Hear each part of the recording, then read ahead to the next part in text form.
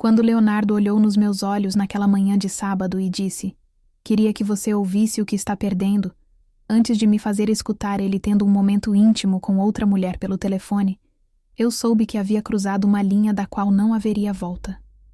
O silêncio que veio depois daqueles sons devastadores revelou uma verdade que eu estava tentando evitar há meses.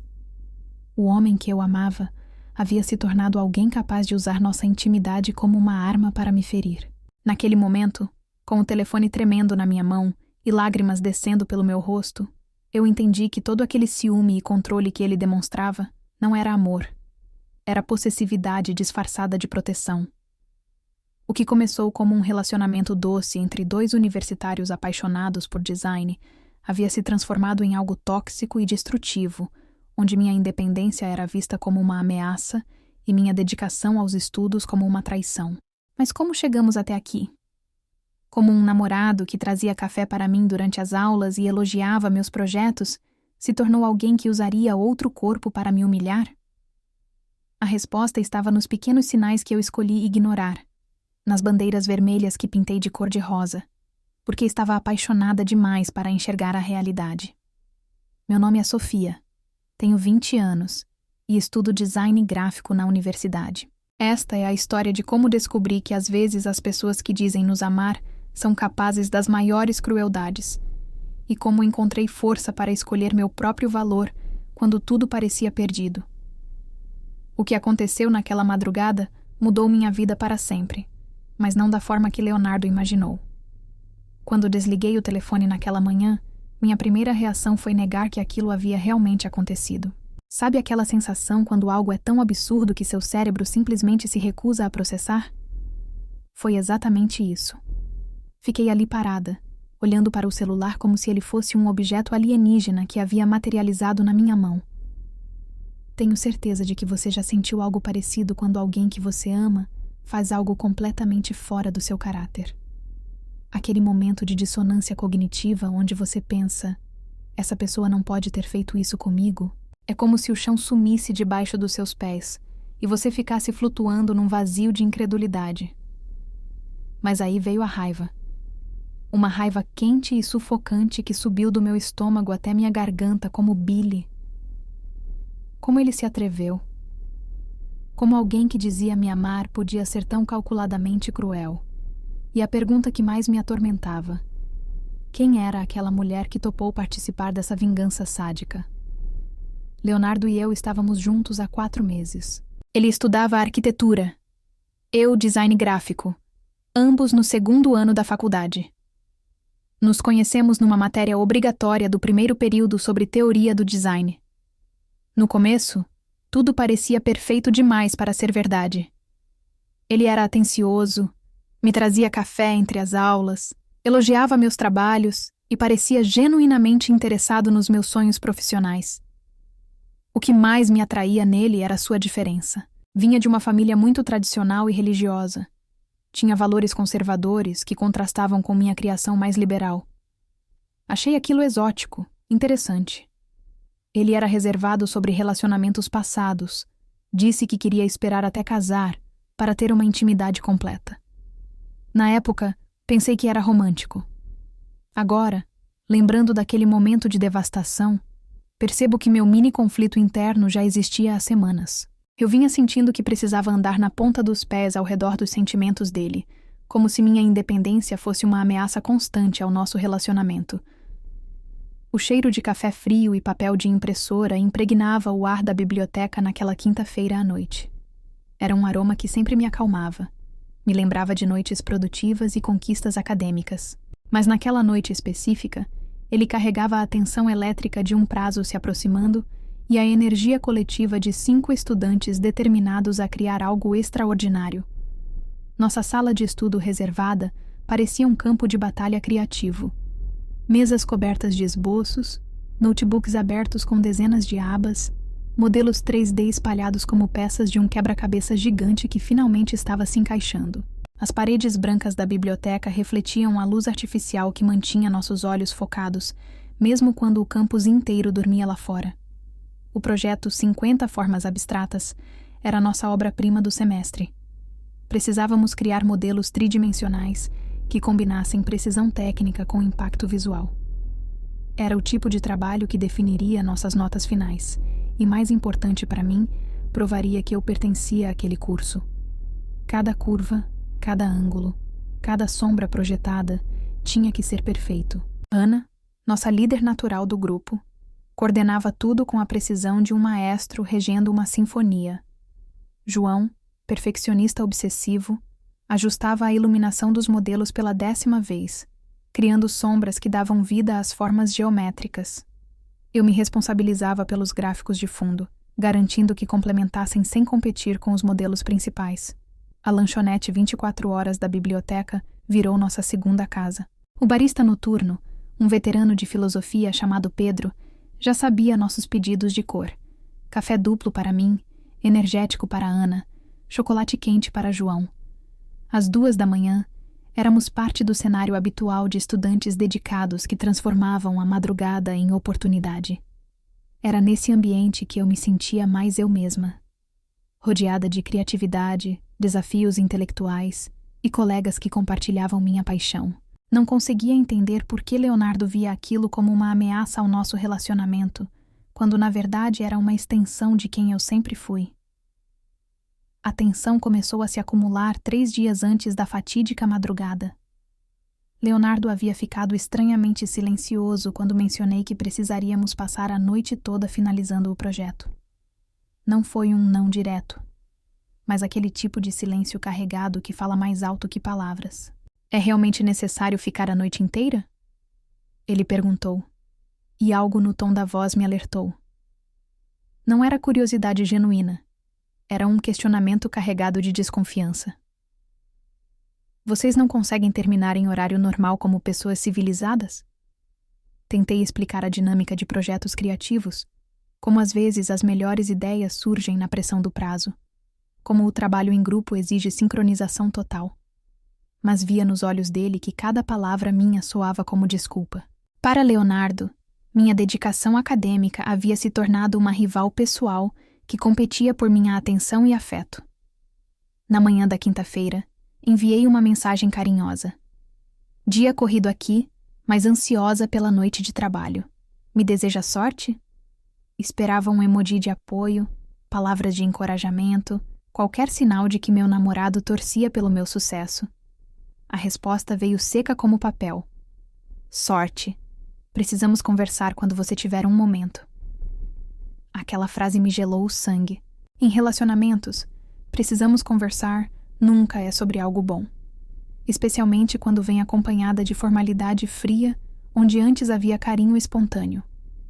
Durante nossa conversa tensa naquela tarde, Leonardo deixou claro que não entendia por que eu precisava passar a madrugada inteira trabalhando com meus colegas. Parece que não é só sobre o projeto, ele disse, e essas palavras ficaram ecoando na minha cabeça como um presságio sombrio. A despedida foi forçada. O beijo no rosto foi mecânico, sem o calor habitual. O "se cuida" soou mais como um aviso do que um carinho. Senti um frio na barriga quando saí de casa, como se estivesse deixando algo importante para trás, sem saber que era minha ingenuidade. Durante toda a noite de trabalho, chequei o celular compulsivamente. Mandei 3 mensagens para Leonardo. Atualizações sobre nosso progresso. Tentativas de incluí-lo na minha empolgação. Todas foram lidas imediatamente, mas nenhuma foi respondida. O silêncio dele foi crescendo como uma sombra ameaçadora sobre minha felicidade. Às 5h, quando finalmente terminamos o projeto, eu estava exausta demais para processar completamente o peso daquele silêncio. Cheguei em casa ansiosa para dividir minha conquista com Leonardo, para mostrar que minha ausência havia valido a pena, que tudo aquilo era por nosso futuro conjunto. Encontrei apenas um bilhete na mesa da cozinha. Saí para esfriar a cabeça. Conversamos quando eu voltar. Nem um parabéns pelo projeto, nem um senti sua falta. Apenas frieza onde deveria haver orgulho e apoio. Foi nesse momento de vulnerabilidade, cansaço e necessidade de conexão que meu telefone tocou. Você já acordou de um pesadelo tão vívido que por alguns segundos não consegue distinguir sonho da realidade? Foi exatamente assim que me senti quando o telefone tocou naquela manhã de sábado. Eram 6h30. Eu havia dormido apenas 1 hora após chegar do projeto, e meu primeiro pensamento foi de alívio. Finalmente Leonardo ia falar comigo. Alô? Minha voz saiu rouca de sono e exaustão emocional. O que veio depois não foram palavras, mas sons que se gravaram na minha memória como ferro em brasa. Gemidos, respiração ofegante, sussurros íntimos que não eram direcionados a mim. Meu cérebro demorou alguns segundos preciosos para processar o que estava acontecendo. Era como se minha mente se recusasse a aceitar a realidade do que meus ouvidos captavam. Leonardo estava tendo um momento de intimidade com outra pessoa e havia ligado para mim propositalmente para que eu ouvisse. Leonardo? Sussurrei, ainda esperando que fosse um mal-entendido, uma ligação acidental, qualquer coisa menos a verdade cruel que se desenrolava na minha orelha. Então veio sua voz, ofegante, mas deliberadamente clara. Queria que você ouvisse o que está perdendo.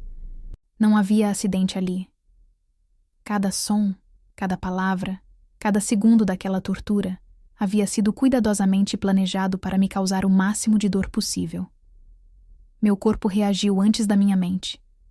Minhas mãos começaram a tremer descontroladamente. Meu estômago se revirou como se eu fosse vomitar. Minha visão ficou turva de lágrimas que brotaram instantaneamente. Era dor física, real, concreta, como se alguém tivesse enfiado uma faca no meu peito e estivesse torcendo lentamente. Por favor, para... Consegui sussurrar. Mas os sons continuaram. Leonardo não estava apenas me traindo, estava me forçando a ser testemunha da minha própria humilhação. Era sadismo puro, crueldade calculada disfarçada de lição de moral. Depois de uma eternidade que durou talvez 2 minutos, sua voz voltou ao telefone, agora fria como gelo. Talvez agora você entenda como é se sentir rejeitada.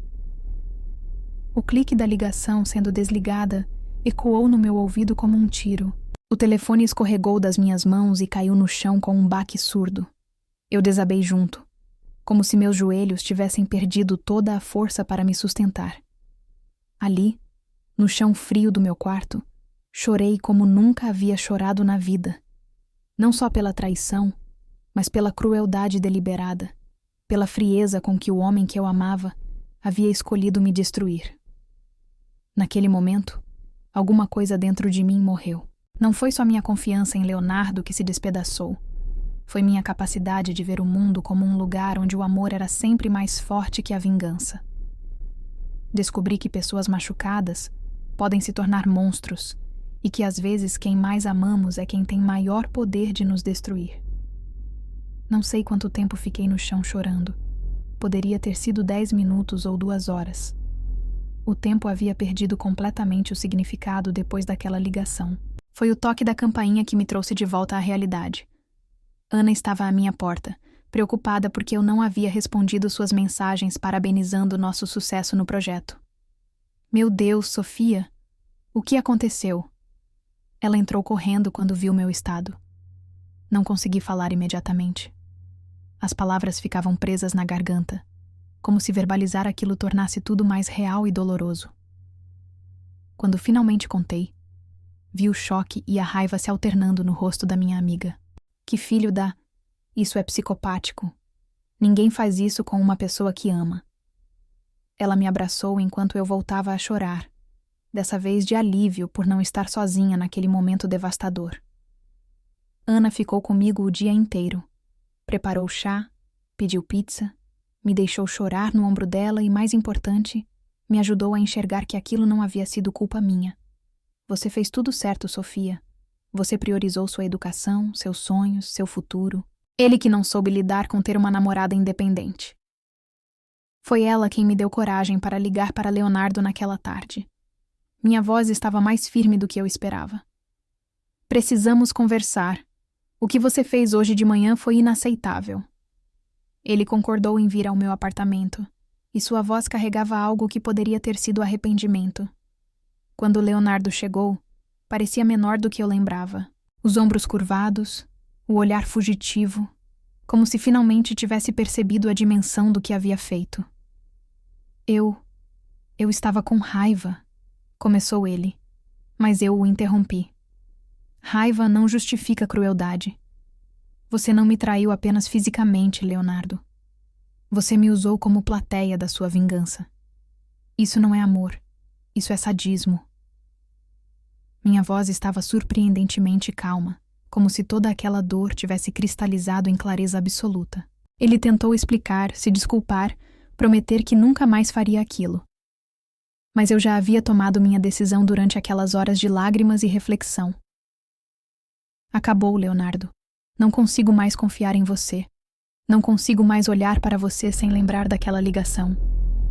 Ver o desespero nos olhos dele quase me fez vacilar. Quase. Por favor, me dá uma chance de consertar isso. Ele implorou.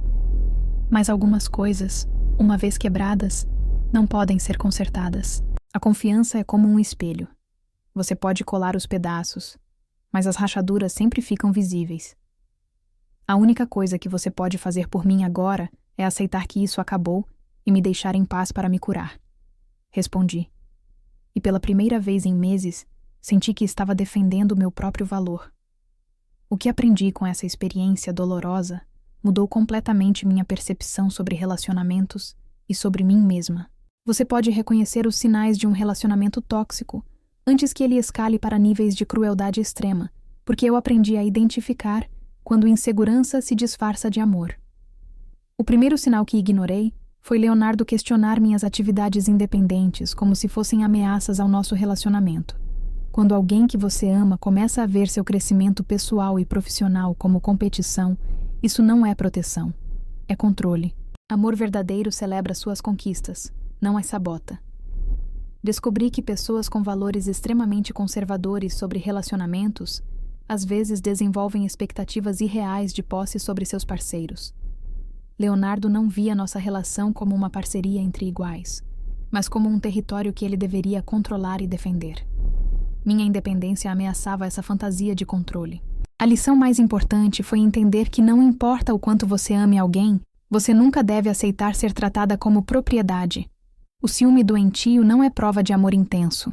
É prova de insegurança profunda e falta de maturidade emocional. Pessoa segura de si não sente necessidade de humilhar quem ama. Aprendi também que quando alguém mostra quem realmente é, devemos acreditar.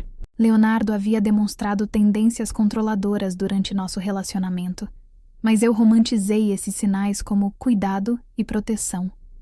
Na verdade, eram ensaios para o que ele seria capaz de fazer quando se sentisse verdadeiramente ameaçado.